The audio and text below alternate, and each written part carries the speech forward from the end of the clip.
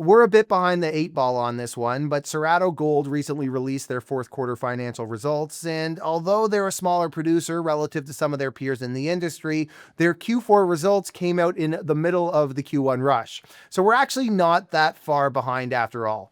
In any case, we reached out to the company this past week about a few questions we had on some of the figures so that we could provide a more rounded report for our viewers. Let's dive in. Cerrado Gold in the fourth quarter reported top-line revenue of $24.4 million, which was down from $29.9 million in the fourth quarter of 2023. The revenue figure was off the back of gold equivalent sales of 10,100 ounces at an average price of $23.71 per ounce versus 15,500 ounces of gold in the year-ago period that were sold at an average price of $19.25 an ounce. Ounces sold were down 35% year over year, which was partially offset by a 23% rise in the average realized price of gold. Cost of sales, meanwhile, rose from $25.6 million to $30.2 million on a year-over-year basis, leading to negative gross margins of $5.8 million from mining operations in the fourth quarter versus positive gross margins of $1.3 million in the year-ago period.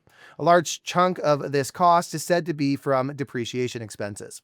Cerrado in the fourth quarter recorded a net loss from continuing operations of $100,000 versus a net income of $3.1 million in the year-ago period.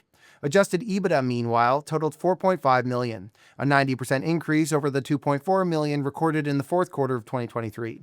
In terms of cash flow, operating cash flow before movements in working capital totaled $14.7 million, up 117% from $6.8 million in the year-ago period. For the full fiscal year, top-line revenue grew from $100 million to $116, a 16% increase.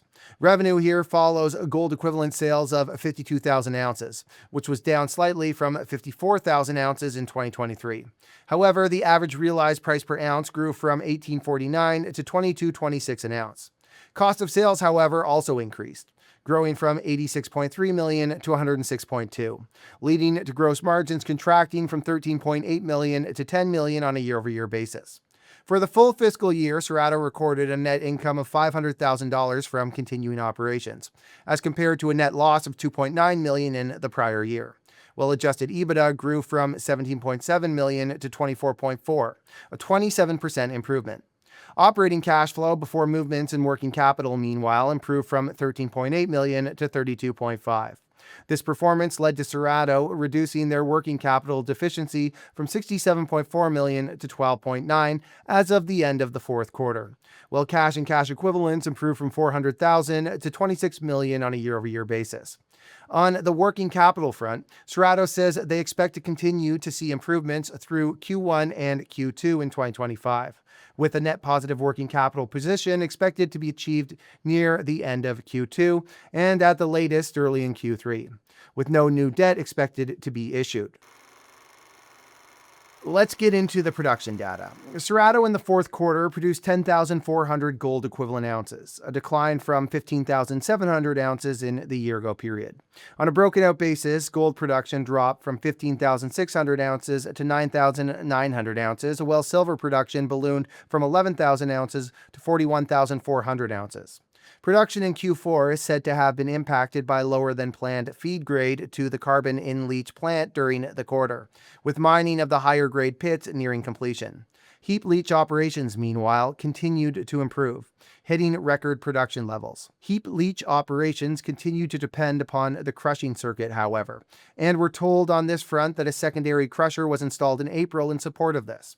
For the full fiscal year, production grew from 52,200 gold equivalent ounces to 54,500 gold equivalent ounces, which consisted of 53,100 ounces of gold and 114,500 ounces of silver, as compared to 51,700 ounces of gold and 42,700 ounces of silver in the year-ago period. In terms of costing, cash cost grew from $15.90 to $19.41 an ounce in the fourth quarter, while AISC grew from $15.94 to $19.53 an ounce. The large increase here was attributed to inflationary pressures within Argentina, alongside lower production, which drove unit costs higher. This massive jump in costs, of course, was a topic of discussion when we reached out to Cerrado. Specifically, we asked if there was a sense of when costing would stabilize, and this was the response. As higher production levels come in the latter half of the year, we expect costs to lower, but as mentioned in our Q4 results, we have increased our annual guidance for costs to be between $1,500 to $1,700 to include higher costs of underground mining, continued processing of lower grades which are profitable at these gold prices, and as you mentioned, inflationary pressures in Argentina. For the full year, cash costs were less dramatic in movement, going from $14.18 to $16.29 an ounce, while AISC rose from $14.27 to $16.51 an ounce. And with that, let's move to the outlook for 2025. Initial guidance for the year called for production of 50 to 55,000 gold equivalent ounces, with those ounces expected to be produced at an AISC of between $1,300 and $1,500 an ounce. Most of that production is expected to come from heap leach operations beginning in the second quarter. That guidance was issued back in January. In April, when Cerrado provided their Q1 production results, that guidance was updated a bit. Cerrado now expects to produce between 55 and 60,000 ounces of gold equivalent this year at an AISC between $1,500 and $1,700 an ounce. So more ounces, but less margin than initially expected. Q1, meanwhile, saw gold equivalent production of 11,000 ounces, which leads us to our next question for management. When is the production ramp up expected to occur to meet this revised guidance? Their response was this. Production was back-end loaded for the year as we ramped up the heap leach operations with improvements in crushing capacity, which as of April was supported by the installation of a secondary crusher. Additionally, as we bring in the higher grade material from the underground in Q3, that will also help to see increases in production levels. And on top of that response, we should also add that underground development at Paloma is expected to begin in Q2, which should lead to more production from the carbon-in-leach plant in Q3. At the same time, Cerrado is working to improve recoveries over at the leach pad to get even more production out of it.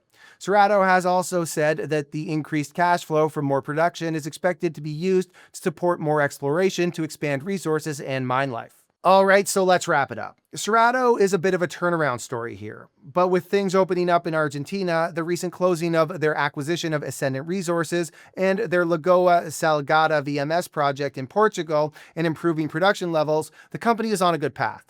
Q1 financials, meanwhile, are expected to be out in about a week, and we should have some more timely coverage on that than this go-around. All right, everybody, as you can see, we have now started reaching out to companies when we do these earnings videos because we've had such a tremendous response from you guys, our audience, who keeps encouraging us, telling us that we're doing a good job. So we thought, hey, what you guys probably would like is if we got some more commentary from the companies on these earnings so we can give you guys a little bit more color on each of these earning breakdowns or whatever stories we're covering. So that's just a way of us giving back to you guys for all the positive feedback we've gotten since we've started doing these videos. If there's stories you want us to cover, please let us know in the comments section. Also, if you can do me a favor, if you like this content, please smash that like button, subscribe, and ring that notification bell. All right, everybody, thank you for watching.